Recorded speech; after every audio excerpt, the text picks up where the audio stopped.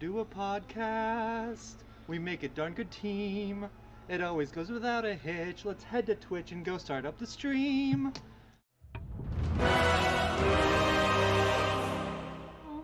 Do you want to do a podcast? It's the Nerd Glasses Podcast. Let's start now. Hi everyone and welcome to the Nerd Glasses Podcast. Come? Alright, I'll do my own bit for myself. Oh wait, no silence. We're doing it. Get off the road.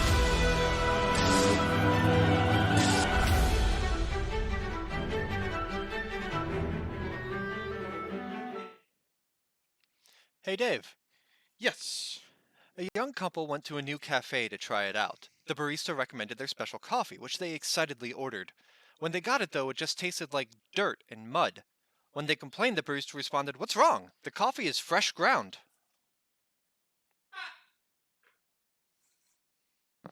We really do need a jar of dirt for our set, just to be able to be safe from I got a jar from of all dirt. things. I got a jar of dirt. Hey everyone, welcome to the Nerd Glasses Podcast. I've got a jar of dirt. And I don't actually. gave the jar of dirt back like I shouldn't have. I'm better. Do you want I it? do not. Maybe next week I'll actually have a jar of dirt just for the brick joke. Well, if you don't want it, you can give it back. No, I want it. Well, then it helps, doesn't it? Oh boy. Hey, welcome everybody. Jar of dirt and a mega pint. We've got a fair few fun and nerdy news items to bring to you, some discussion of what's been interesting to us, what we've been doing the past week, and on anything we're talking about, we'd love to hear about you guys as well. So let's go in first to a Twitch ban. Banned was Cutebot, KYOOTBOT, a speed dating streamer. Basically, one of the type that would like have guests on the stream all the time, viewers able to like call into the stream and just like role playing as though she's on like some sort of dating show and they got like 30 seconds to impress her or whatever. And it's like, you know, entertainers and stuff like that she'll have on. Okay. Okay. And she's just done really well in popularity over the last year or so. But she got her first ban, so it's just going to last 24 hours. When asked what it was, she said, "Oh, it was just a tire shit." Like it says, "Oh, well, she must have been wearing something inappropriate, whatever." But others said it was probably due more to a unmoderated chat. Someone on Twitter responded, quote, "Her chat was wild in. I saw a Twitch staff member type mods, so likely banned for no moderation." Because, like, you're responsible for what people say in chat. You're responsible for like, oh, well, that's awful, and that should be deleted, and yeah, whatever, and especially like if you're displaying it on your screen. Yes. There is like gray ground between chat that's not being displayed on the active stream, but at the same point, like, well, if like it's, depending on how it's going, if users in chat are attacking other viewers, like that is still. Like, it's your responsibility as a streamer to stay on top of that. It's Language, your live stream. Police whatever, it. But, like, yeah, exactly. And I know that, like, when you stream, you've got a mod team ready to go, but your community hasn't really had to deal with much more than, like, big follows type stuff. Knock on wood. We've had a couple different things, but I have been very fortunate where I've always had a moderator team. But I do remember at the beginning ages of streaming, playing Jackbox used to get pretty ugly pretty quick.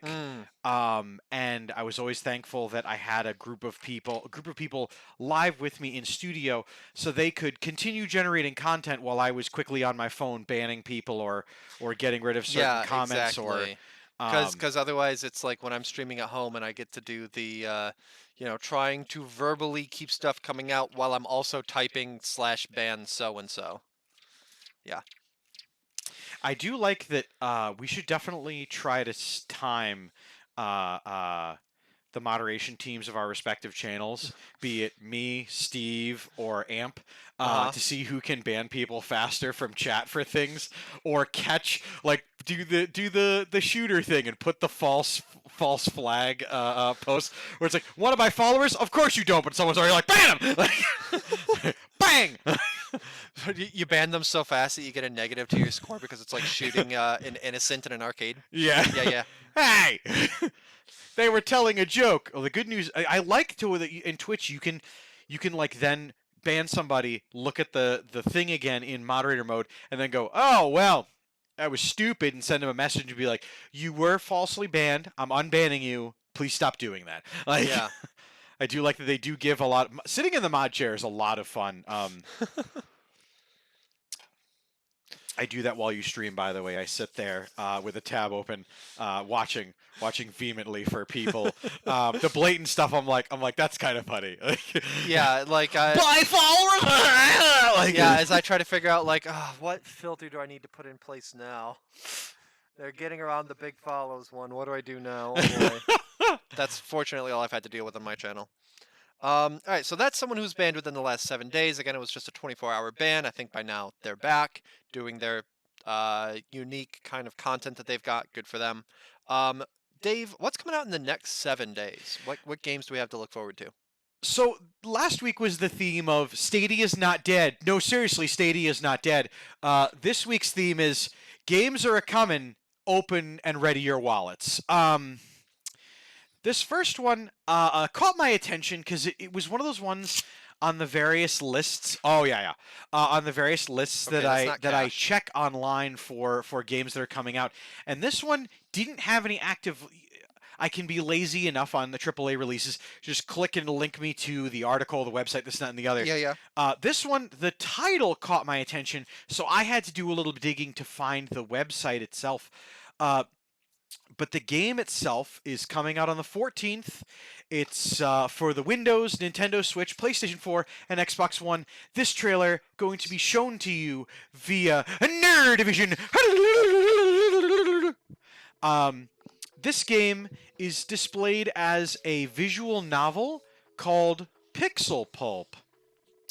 20th century pulp fiction style, 80s home computer graphics. Fun. The setting for this this event is November 1966 during the Leonid meteor shower. Okay. The characters, as you've seen on the screen in Nerdvision, are a young couple, a gas station owner, and a paranormal investigator. The game itself, Mothman 1966. Okay. It is being released. It's going to be in a first wave. Mothman 1966 are also going to be released in the same visual novel style, Volume 1, as another coming in the future called Varney Lake, and Bossin Nights, which are neither of them are out yet, but they will be after the release of this one. That looks super cool. I'm getting it. It's $9. Even my poor ass can afford that. Yeah. And I want to support this. Also, this feels to me like a Switch game. And I'm really excited to be playing it. I'll be having it in handheld mode and playing it in that manner. It'll very much harken back to the olden days of handhelds. But really looking forward to this idea of a visual novel, the idea of this pulp publications that are going to be coming out. Looks like you describe a marshy swamp. It would be so cool if the stuff that's like set up to look like a comic book or a graphic novel, like if you're playing it on Switch, if you could play it in portrait mode and like flip. Yeah! Oh god! I mean, like that's the kind of thing that like that would work really well for mobile or tablet, right? But like clearly, if it's also going to be working on PC, well, PC you can have a vertical monitor, but almost nobody does. I do. It's not the main one. But like Xbox, PlayStation, they won't do it. But it'd be a really cool idea when they're going for that kind of like pulpy comic book look. I'm really excited by it. Maybe I was really enthusiastic of it, and I highly recommend you guys check it out. And it's coming out on, I mean, you're pretty much covered here across the boards. Yeah. if you are curious about it, I'll probably stream it soon. That But would be definitely cool. going to be grabbing that on the 14th. Showing Is support it of it. voiced? I do not believe so, because all the video clips had a soundtrack playing over top of it with some of the sounds. If it's not voiced, I humbly request, and you can feel free to deny, that I join you for that so that we can voice act the characters. We'll see. No pressure. Anyway. Let's book it! We will find... Excuse me, I would like to be on Weekend Wednesday again. We will find... we're finding out what we're doing next week on the Weekend Wednesday. Not with this game, but the third one we're talking about. Oh, okay. Exciting. I am excited about this one. Coming to consoles for the first time on the 14th. Power Wash Simulator. Now, this a game that if you've visited twitch.tv/BoaterBug and joined Brunch with Boater and had a great morning, you've seen this game played. You've seen the game played well. And now it's your chance to play it with 2-player co-op and free play with 6 players. Both of those only allowed on the main person's file once they have cleared certain levels or things like that. Yeah, I've been playing. It's been in early access for a while. I believe, in addition to being on Game Pass, is this really short teaser shows coming out on a bunch of different consoles. I believe it's the actual full release of the game on PC as well, finally coming out of early access. I'm very excited for this. I will not lie. I'm waiting for it to be less than $10 because I just won't. I won't. I'm cheap. I won't spend the 20. I just fair. won't. Like, I enjoy watching you play it, so I just have the VODs of you playing it, and I'm like, there it is. Like, Amp also has a lawnmower simulator. Yep. So there are times I'll text him, be like, Amp, I'm doing work. Could you share playing this? And he's like, all right, cool. So we'll sit there in Discord and shoot the shit and play this. It's very relaxing. Everyone who has reviewed this game and anyone who has played this game can tell you, it's just fun. If you need something to turn to at the end of a long day, things like that, that doesn't have music that's going to bring you stress, timers, this and that and the other. This is a game zen. I mean, actual pressure washing, whatever, is more satisfying to see something get cleaned off. But that still gets you into that zen mode where you just kind of like I've been streaming, and I'm really good at this point while streaming of just continuing to talk about anything and everything under the sun.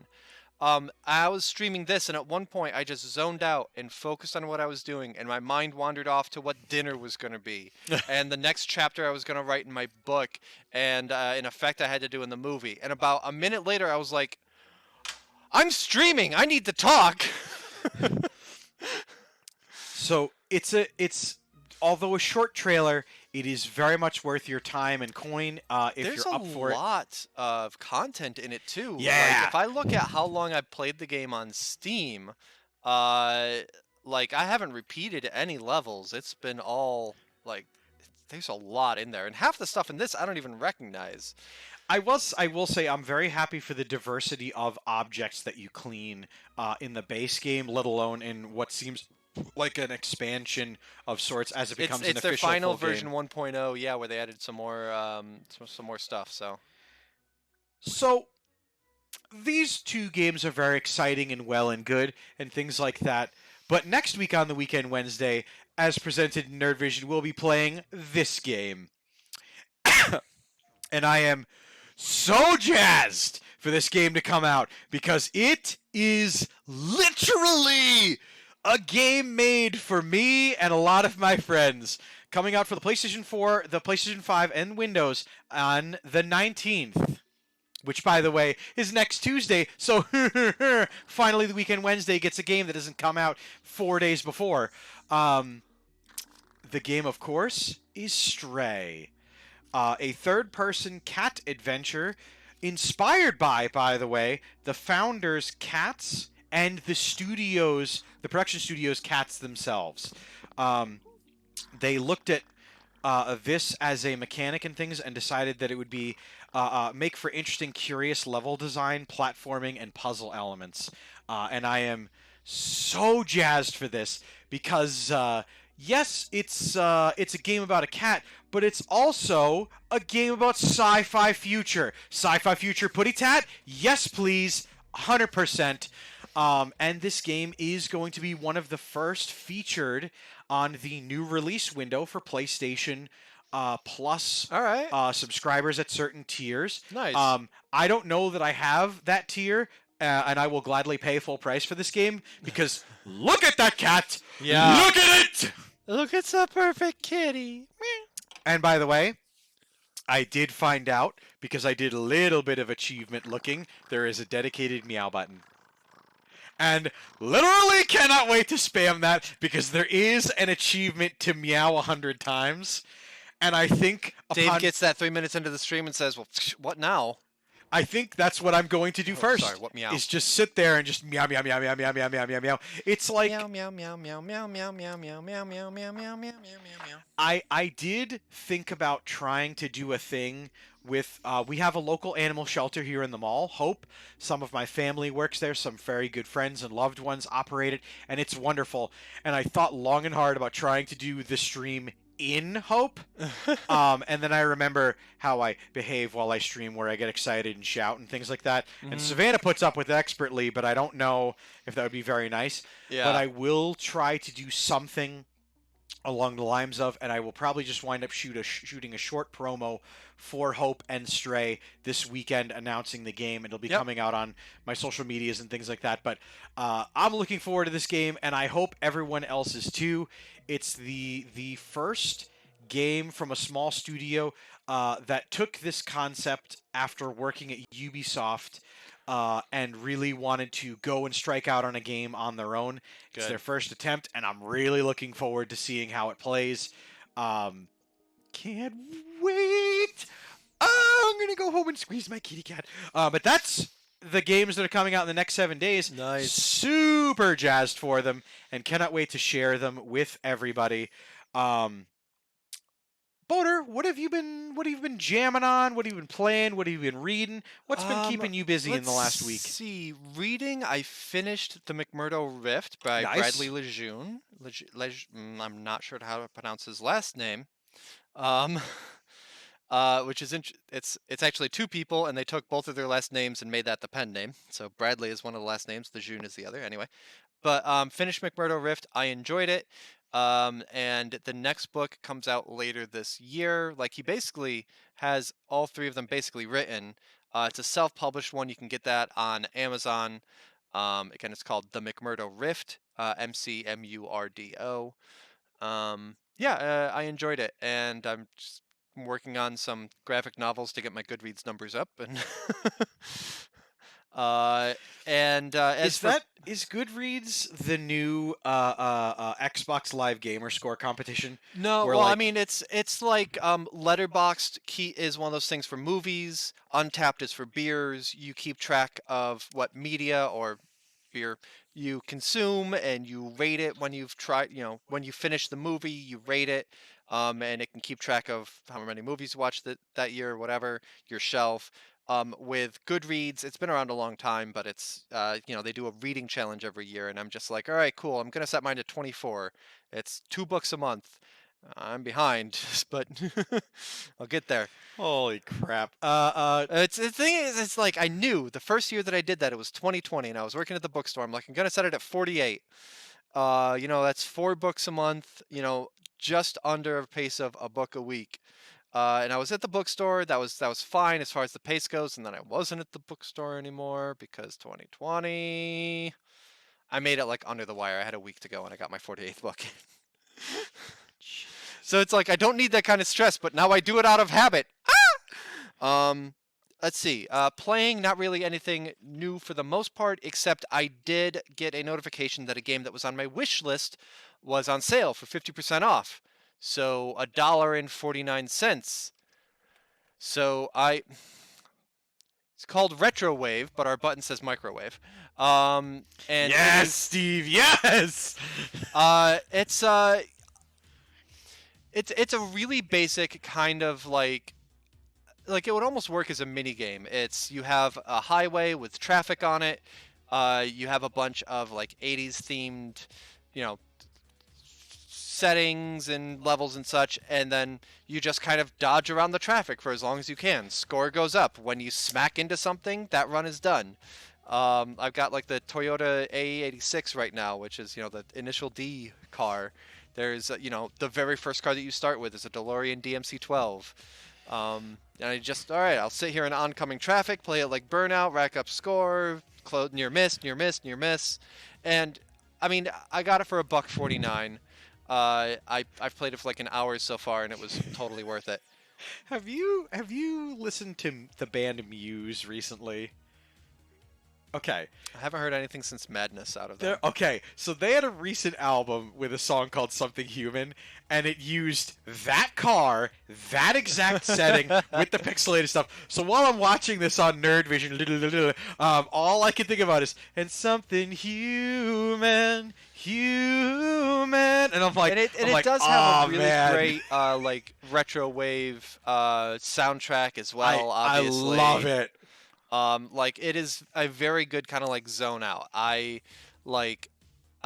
took a break while writing, just to like kind of stop looking at the document because I was hitting, like, I could tell I would run up against writer's block, so I just would like booted up Steam. I played that for like an hour, and then went back to it, so it was good. There's DLC as well for a grand total of $4 to spend. Now is that at full price? So a $1 DLC? Okay, so on sale. I guess it would normally be DLC that would be more expensive than, or no, it's probably $250 for the DLC that's not on sale. I don't know. Whatever. There's DLC, I guess. Is that like some more cars? Oh, and map, and then like money to use in game. But I mean, you get money just by Why playing. would you buy in-game currency? Just play your games. Play the game, people. Like all the really good cars are like early cheap ones anyway. Like, what are the expensive ones? A Cybertruck? Screw off, go away. That's not period appropriate. Get out of here. Huh? Anyway, that's what I've been playing. And again, Nice. it's a $1.49 on Steam, so I highly recommend at that price, and still recommend even at full price of $3. What about you? What have you been watching, playing, reading, whatever?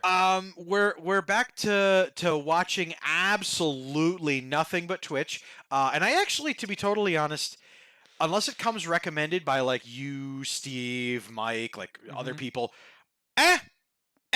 just not tempted by things. Yeah. So I like supporting my friends like, on Twitch and things like that. I kind of want to see Thor: Love and Thunder, but I'm Marveled out at this point. If I don't see it, all well. I definitely feel that one. I have been playing just a metric ton of Monster Hunter Rise, because I realized that game. You know that the iceberg memes. Yep. Like that's exactly what that game has now done to me. Where I am now well over 100 hours in, and I'm not even halfway through. Not even to the DLC yet. Haven't bought it because I know that there's not a chance I'm scratching it. So I haven't. Like, super jazzed for Sunbreak, just not high enough level to get to it yet. Super excited about it. Tonnage of Overwatch, and I'm really proud of my the gaming group that plays it every Friday, because we had a problem where when it became cross-platform, Yep. we were in lobbies with PC players.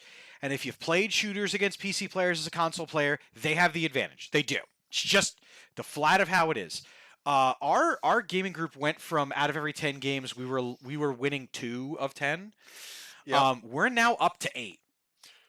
Yeah, we're like smoking it, and I'm very proud of everybody, and it's been super fun to do that, and I'm really, really enjoying the fact that, that every Friday it's either 3v3s, 4v4s, and then if we have more people, great, we jump into that, but we don't have to, and it's just been so damn fun. I also decided this past Sunday to just play ukulele on stream and fully admit that I kind of didn't want to play a game that day. There you go, man. That's cool. That's cool. And it was so much fun, and I'm really enjoying getting to get back into playing instruments, but at the same point sharing that experience with people. and going back to the olden days of performing live for folks, where Yeah. it's Twitch, and I know that people aren't exactly on my level, timing wise, but I enjoy when I'm able to throw to the audience and be like, and you sing this chorus, and then Yeah, strumming yeah, along, and yeah. I just love doing it, and it's been so much fun. Yeah. Um, I I will say I picked up a fourth summer job painting, and I'm not gonna lie about it. It's been fun doing that. Yeah? It has been hilariously good fun hanging off of ladders and things like that. And just in general, listening to music, jamming out. Yeah. I saw an old Absolutely. friend of all of ours, Q6668. Oh, dang. All right. He's working behind the scenes for the same company, and it was great to reconnect with him and see him. And it's just been fun. Summers are fun, but I'm back to working 12-hour days Monday to Friday, and then the weekends are what they are. Yeah. So that's kind of what I've been gaming on. V Rising, have you played that at all? No, I haven't. So Monday Night Gaming with Love Alec and his gaming group. Yep. But by the way, if you're not doing that, Monday Night Gaming on Insane Games TV, you should definitely check that out and Mhm. give AC Wheezy some love. But I'm a potato when it comes to playing on keyboard. And It's true. man, have I been having a lot of fun playing that. And we had a meta change where in past games we played, um, other people were very adept at the game and would try to give us pointers, and Uh-huh. we would just Patega our way through it. And we timed it. We took the VODs 15 minutes after one of the gaming group would give us a direction. We would ask the question about the thing we were already told, and he would get furious about it. It was the best.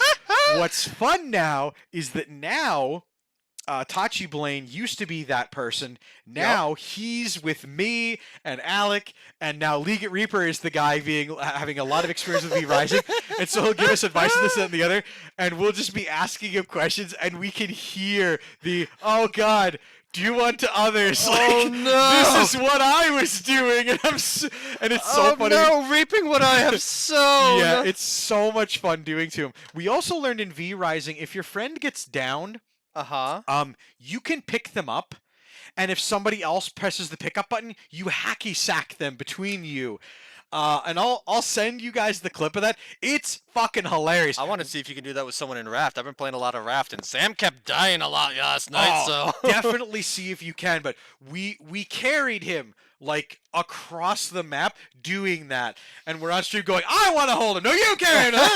And we did that moving across. It was so much fun, and I'm really grateful that all of you folks watching out there share these gaming experiences with us.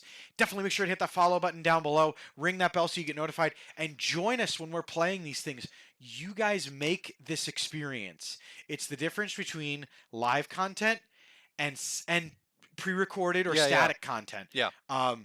It's fun. It's an adventure, but live content needs you folks out there, because otherwise, it's fun. Gaming is fun on your own, but if you're live, buddy. All right. Let's go into our crypto roundup, our Web3 roundup, whatever we want to call it. I don't know. I've got two things here. Let's see. One of them. As I go switch ahead. the slide over, let's give the resounding crypto sound.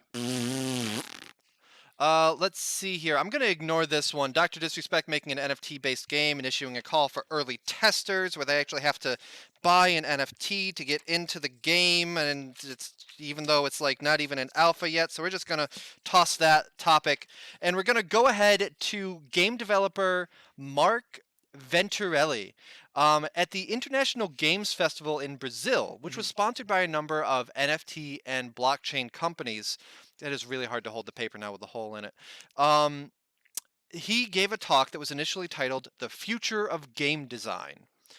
It was billed as talking about how blockchain technology is going to affect the future of how games are made and played and marketed. Shortly into the talk, he switched the PowerPoint slide and announced that the title of the talk was actually "Why NFTs Are a Nightmare." and spent. I have to do this. No, no, stop! No. Now that he tore a hole in So his paper, sick of looking I just at that made sure fucking face. to show an image of someone we shan't discuss here on Twitch, or show his visage on camera, Oh my God. lest we get our channel banned. Ugh.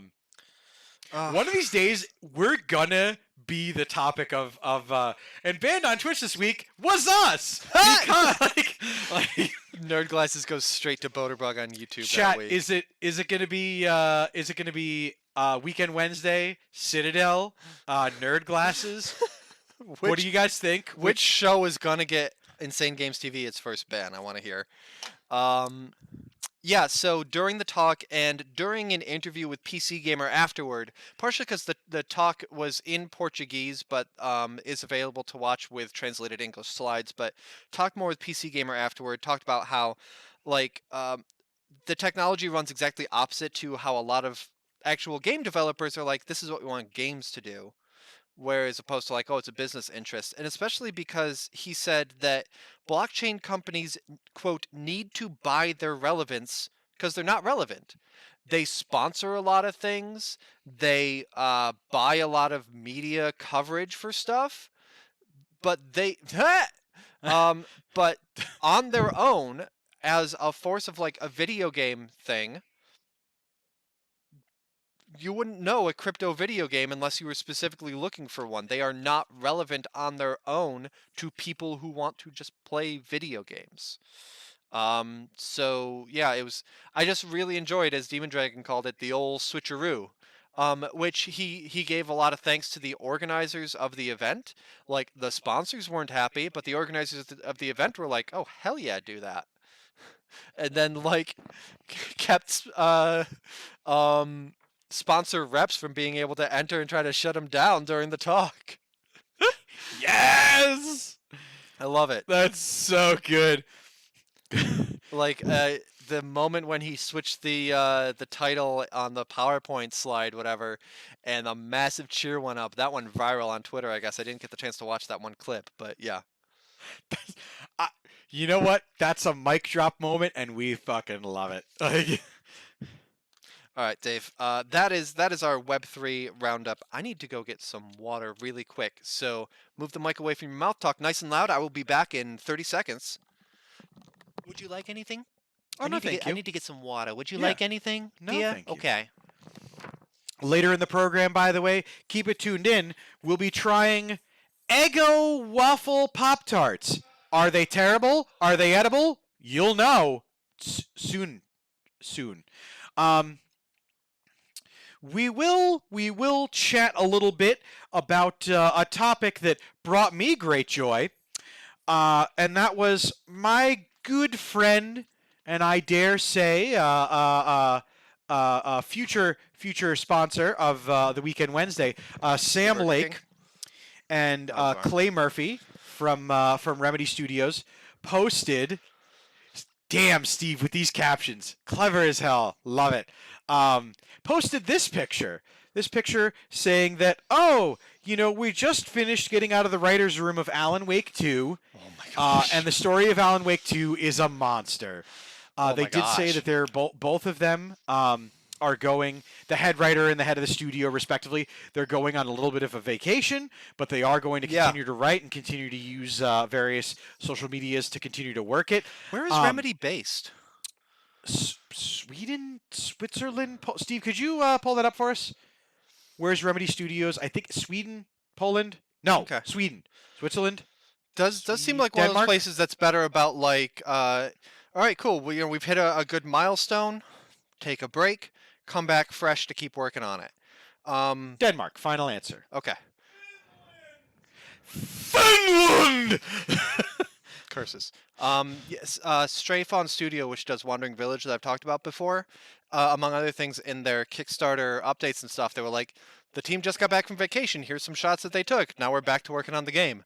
So it's like that kind of idea, and I hope that they do it all through. That Remedy does that all through development. But the whole like, all right, cool, we're gonna take a break instead of going straight into this and burning out. I can't wait. Alan Wake 2, I want it. I deserve it. I've been a very good boy. And Don't give be- me the deluxest edition.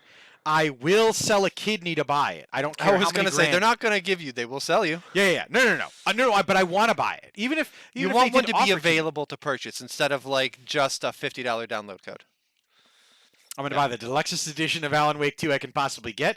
I will be selling off my possessions to get it, because it will happen for me. I Hello, will I would like after to buy 12 one kidney years. from you. I've heard it's delicious. I will after 12 years. Actually, the reality is one of my students already has dibs on one of my kidneys. I offered it one of the days, and he was like, okay. And I was like, well, here you go, pal. That kid's school experience, very different from mine. So, on a flip side, WWE superstar Bianca Belair took to Twitter this past week to voice some displeasure. She had some gear that she wore on a pay-per-view Survivor Series stolen from her locker. And basically said, hey, if you see this gear online, it's definitely stolen. Make sure to report them. Okay. And that sucks. Yeah. Because, the stuff that we wear on air is our own personal clothing, things like that. But a lot of the gear that players wear in professional sports, things like that, if it's taken, they have to replace it or pay for it. Like it's company owned Yeah. and things like that.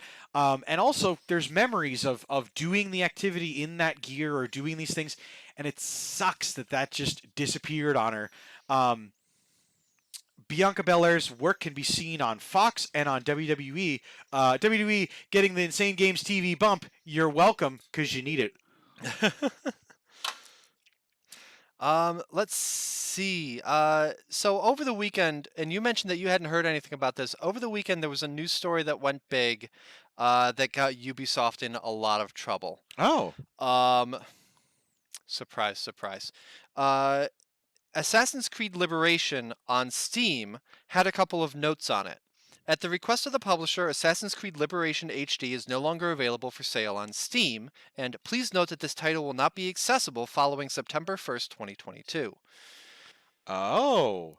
So stuff has been delisted from Steam before, for instance, Alan Wake at one point, but we were still able to play it even though, we downloaded it, we made sure it was there.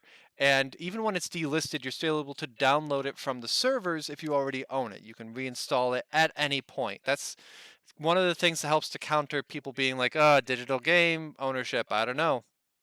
And so when this came out and said that the title will not be accessible, it was like, oh, so it's just not going to be playable.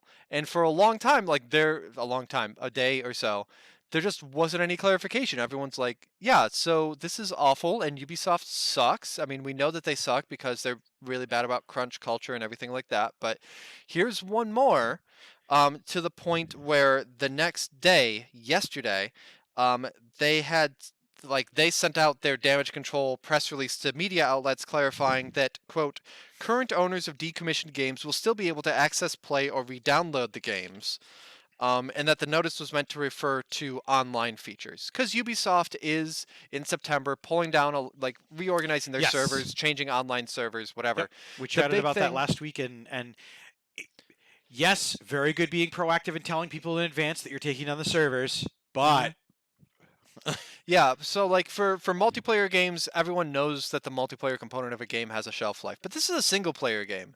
And this was, kind of felt like it was testing the waters for that. Today, the notice on the Steam page has been removed and the game is again available for purchase. Now, keep in mind the whole time, Liberation was did available. they not know that it didn't have multiplayer functions? Did they not know it was an online? It's. I mean, that era of Assassin's Creed stuff has a lot of online tie-in Yeah. stuff.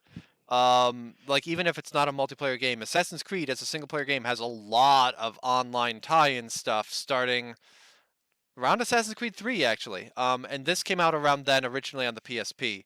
Now it would have still been available for to purchase as part of a pack with Assassin's Creed 3 HD, but on its own, it wasn't a good look for. It's basically a single player game, and it was the first a woman assassin, and it was the first person of color assassin, and it was just like, again, kind of erasing the character in games. So um, there are two ways that this happened. One, poor messaging. Number two, they were fully intending to do what everyone accused them of, and then they really quickly walked it back. I'm thinking it might have been that second one. We haven't seen any companies moonwalking on press statements realizing that, oh God, if we do the monetization thing, everyone will figure out that that's the only purpose of it. Dude Icarus points out that the game was 75% off during the Steam summer sale, so a lot of people just bought it, and then they basically interpreted this note to be like, hey, this thing you just bought, you're not going to be able to play it in a couple months, so get your time in.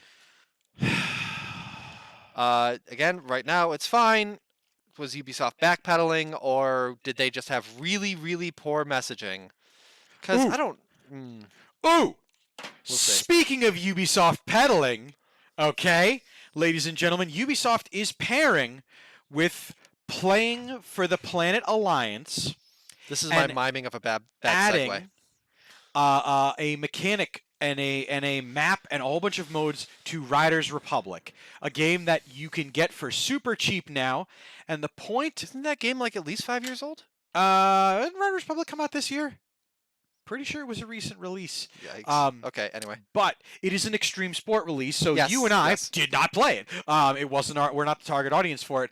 But they are adding a mechanic, a game mode, and a map and variants specifically to add fighting forest fires mechanic to an open world extreme sport game. Huh. It's to spread information on wildfires. It's also to make people aware more of the plight that the Sequoia National Park faces, and to educate people on how to better prepare and better to act in the case of forest fires.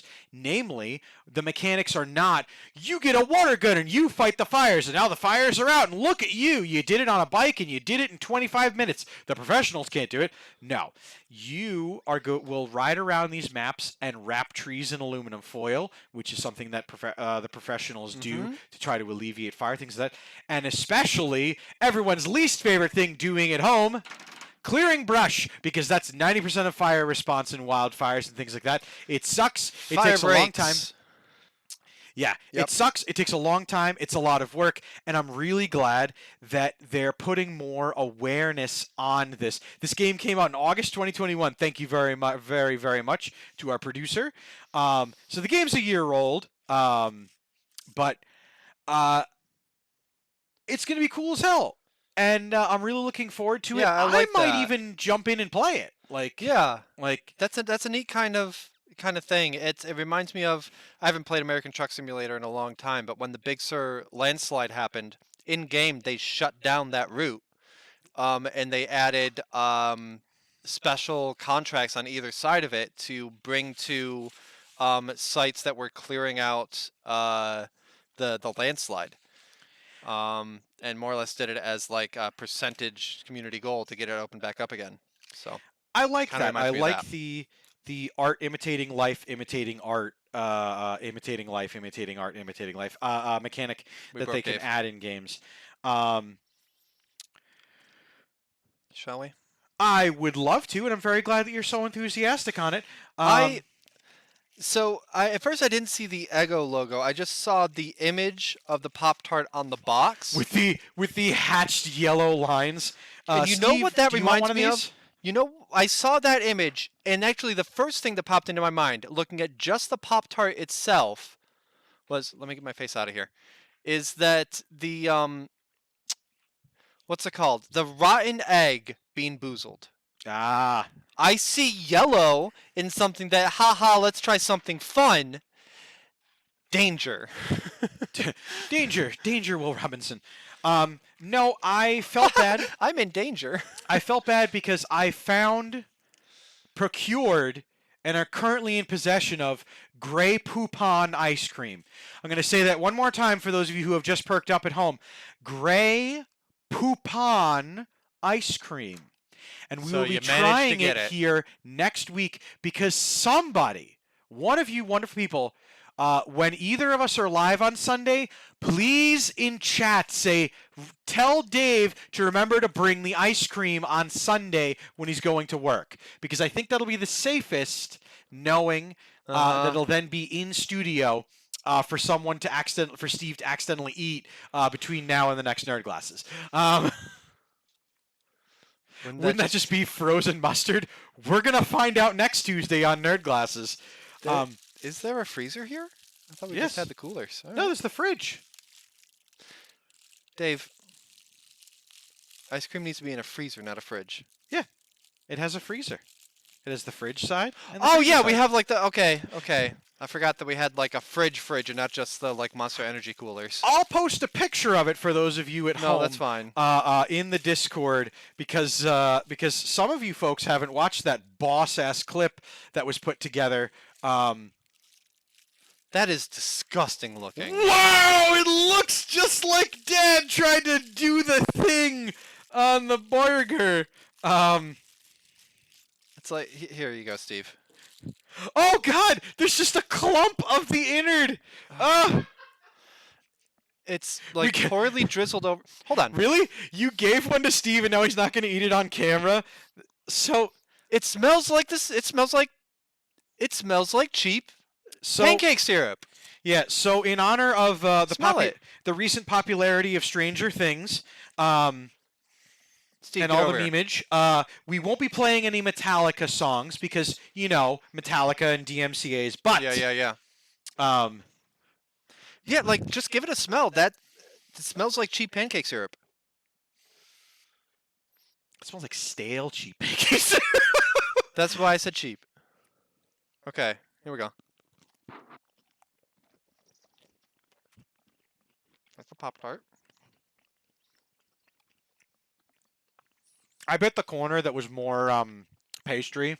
Yeah, I kind of taste Eggo in this. Yeah, it's not bad. Mr. Wet, I'll leave one for you in the fridge. This one. I'll leave this one for you to try.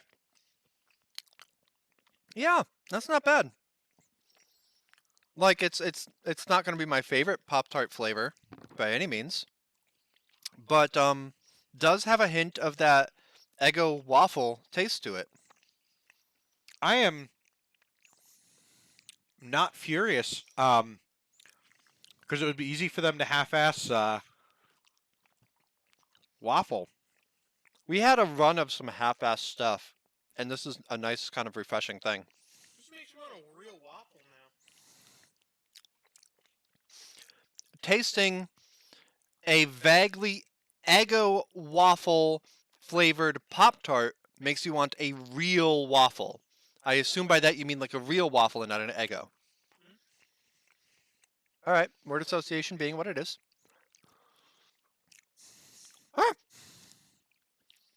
I could Yeah. definitely go for a waffle too. With some nice, either Canadian or Vermont maple syrup on top. Yeah, maple syrup, not just pancake syrup. Thank you, Dave. Thank you for bringing this in. So you heard it here first on Nerd Glasses, folks. Eggo Pop-Tarts. Yeah, Not poison. compared to the mac and cheese gummy, that was just nothing.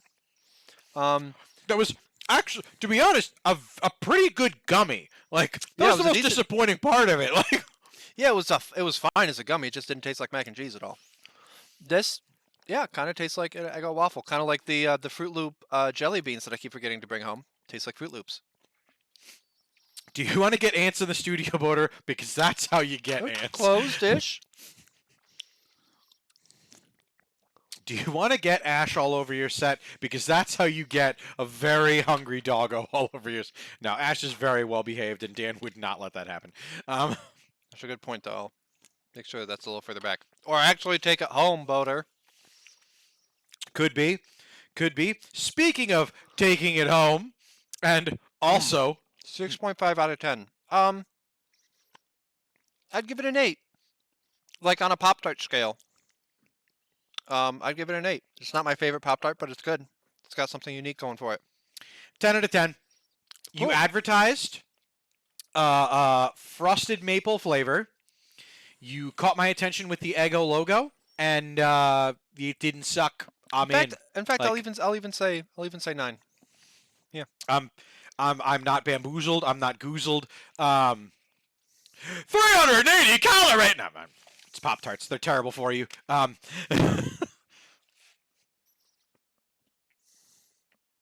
Oh, that is for 2 pastries. Remember back in the day when they only had the serving size for 1 pastry? It was like, you son of a...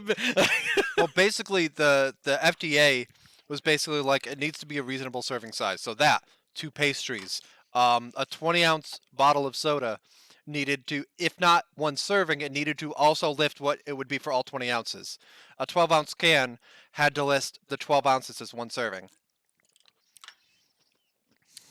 I enjoyed that. You know who's not having a good time, though? Who's that? Some of the teams on the Overwatch League. Oh, boy. In previous years, in previous iterations, when they would do what they call homesteads, where they travel to at a locale, be it Dallas, Texas, or Honolulu, Hawaii, or all these other places, and they do the Overwatch League tournaments, and audiences can buy tickets and go.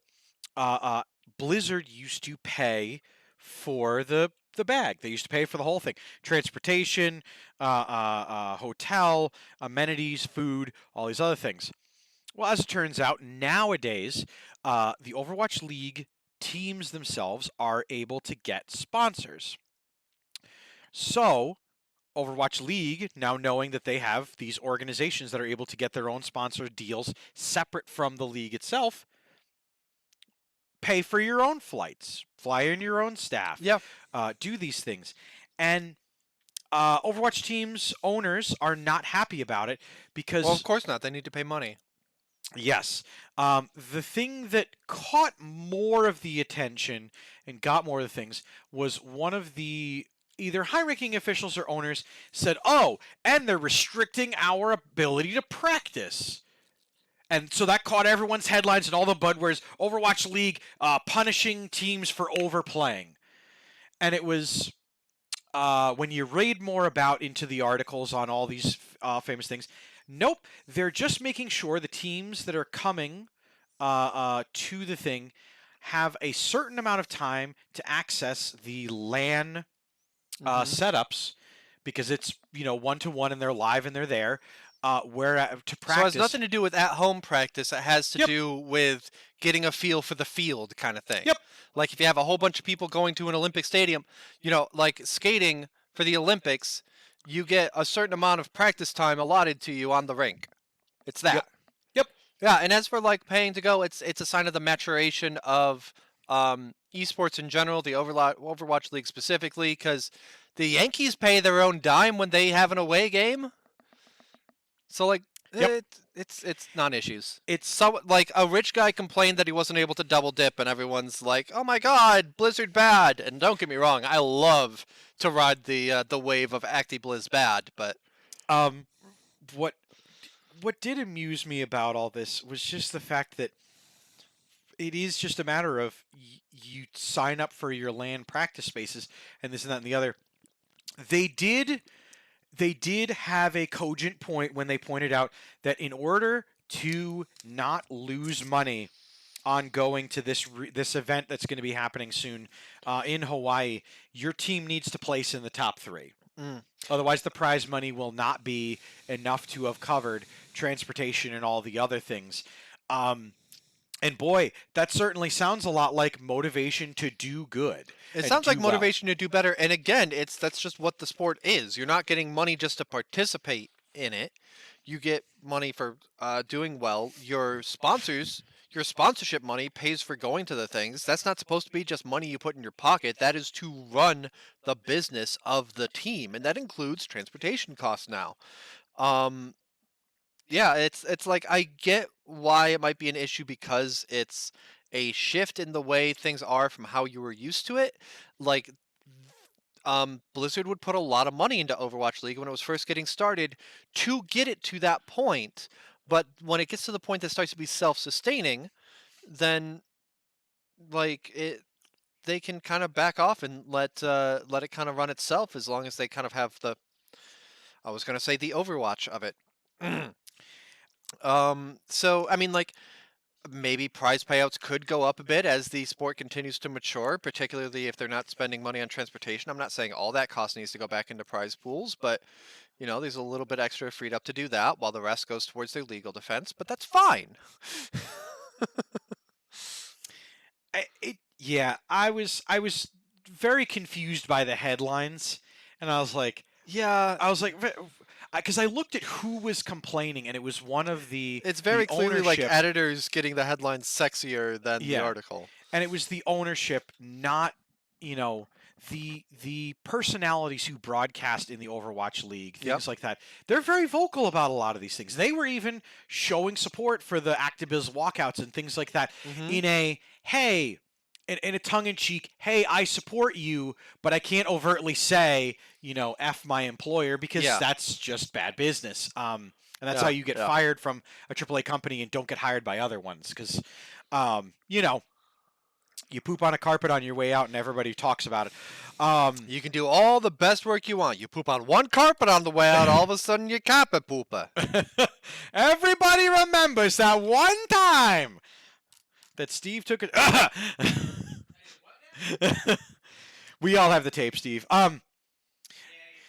So, speaking of spicing up the headlines and getting your hand caught in the door for it, PC Gamer falsely linked a constant guest and perpetual collaborator here on the week on Nerd Glasses on Was the it weekend PC Wednesday. Gamer originally? Yes.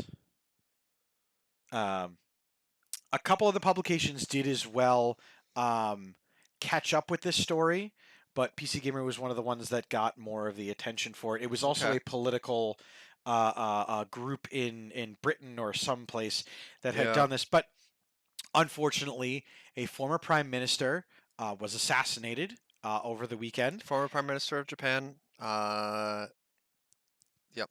and unfortunately, a joke post was created linking assassinations and all this clandestine stuff to Kojima, and news sources picked it up.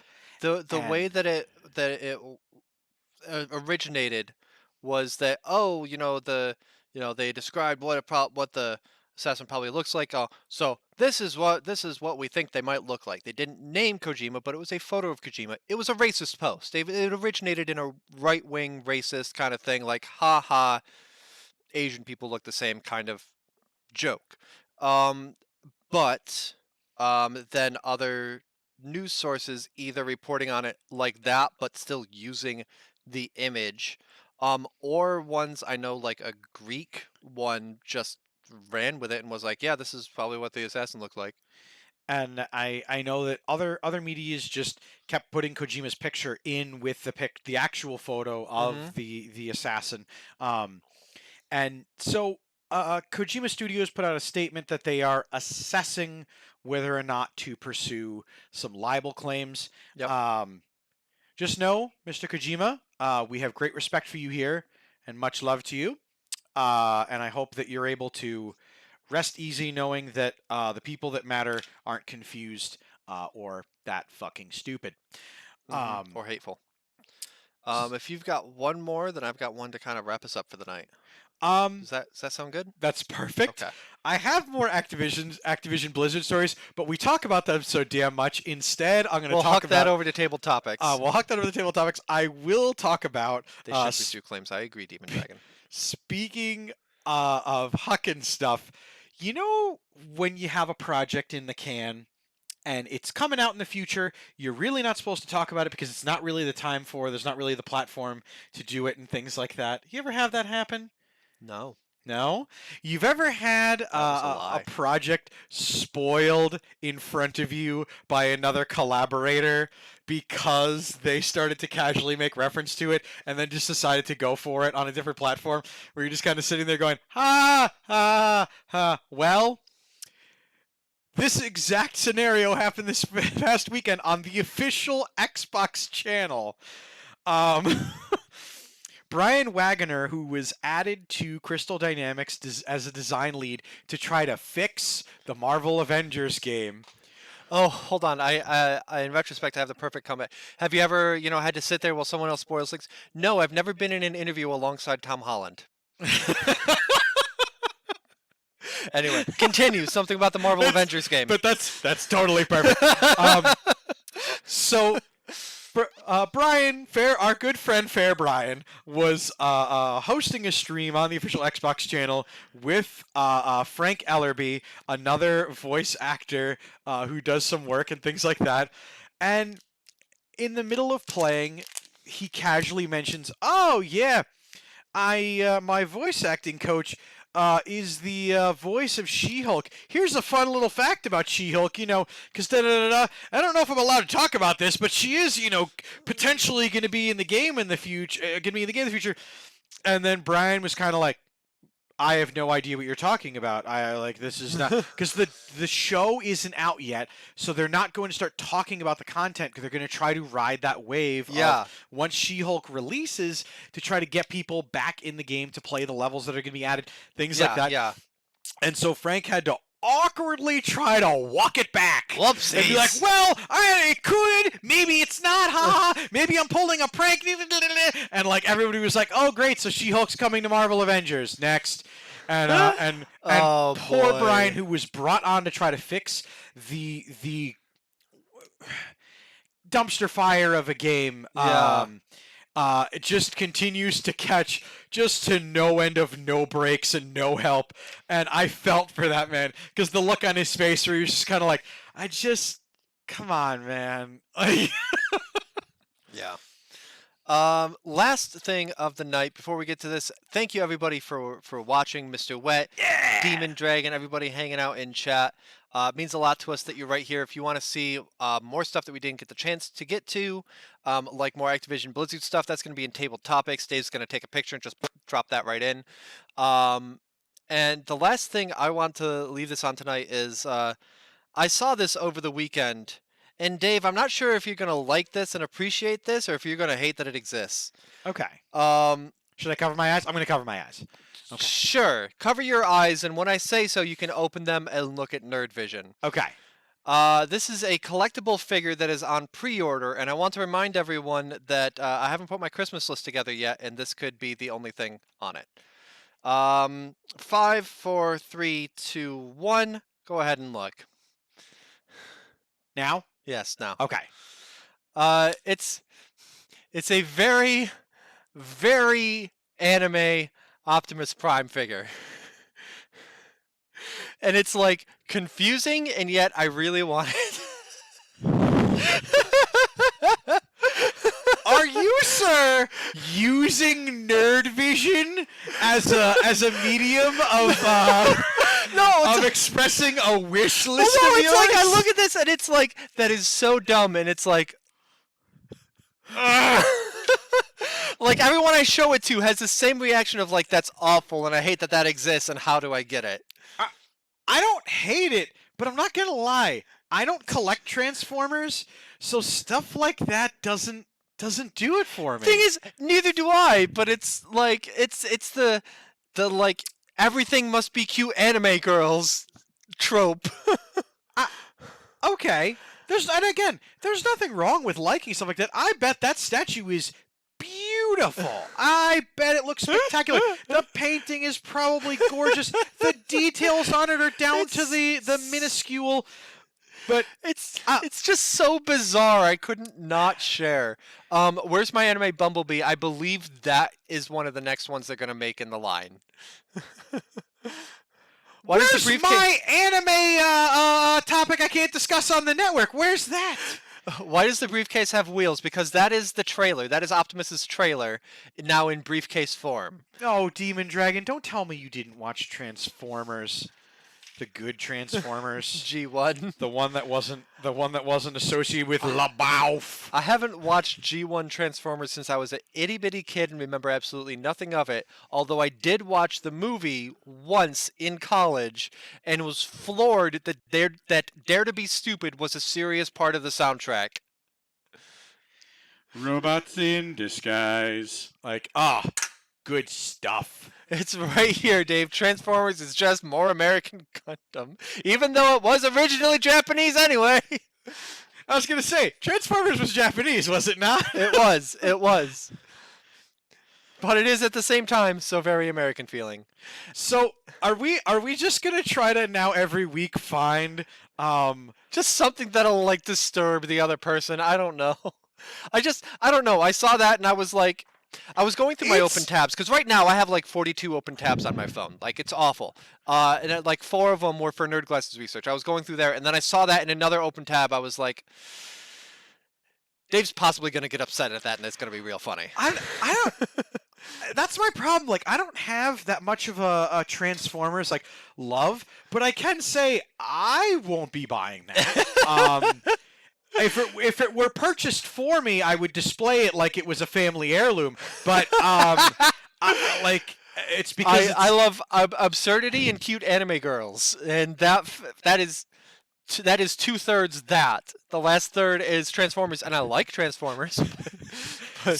So we can basically this is analogous to the whole Nerd Glasses thing, the whole gimmick. Like, we're split on this. I'm so indifferent to it, to a little bit frustration. Like, I'm a little bit like, you know what? I am mad now that we've been looking at it and talking about it for so many minutes. I'm genuinely, why do we have this? Why do I need this? If Dan watches the VOD of this, I'm gonna be banned from talking about anime. But just why? It's on sale on a particular website. You know what? You've managed to do it. I'm upset about it. Hooray! I don't like it. If someone buys it for us, we'll put it on the set, but I'll be very begrudging about it. Like, it'll be Boner's Conspiracy Baseball. I'm warming up to Conspiracy Baseball. It's gonna be my dancing Jar Jar. Desired effect achieved. It really was. I'm not gonna lie. The first second looking at it, I was more confused, and just like so many small male-brained things, confusion just turned into anger. Throw rock. Anyway, that is going to do it for the Nerd Glasses tonight. If you are interested in that or any of the other things we've talked about, please feel free to contribute to the discussion in our Discord below. And make sure that you tune in every Tuesday for Nerd Glasses starting at 7:45. Of course, after Nerd Glasses is the Citadel, and tonight I'm going to be playing more Astral Chain, which I started 3 weeks ago. As long as we're talking about really anime weeb shit, it's there. So make sure that you tune in for that. I'd love to see you hanging out during the Citadel. If not, then we'll see you next Tuesday on Nerd Glasses. Follow for that, as well as all the other awesome shows that we have here on Insane Games TV. Until then, I've been Boater. I've been Dave Mann. And we'll see you next time. Nerd Glasses, roll out!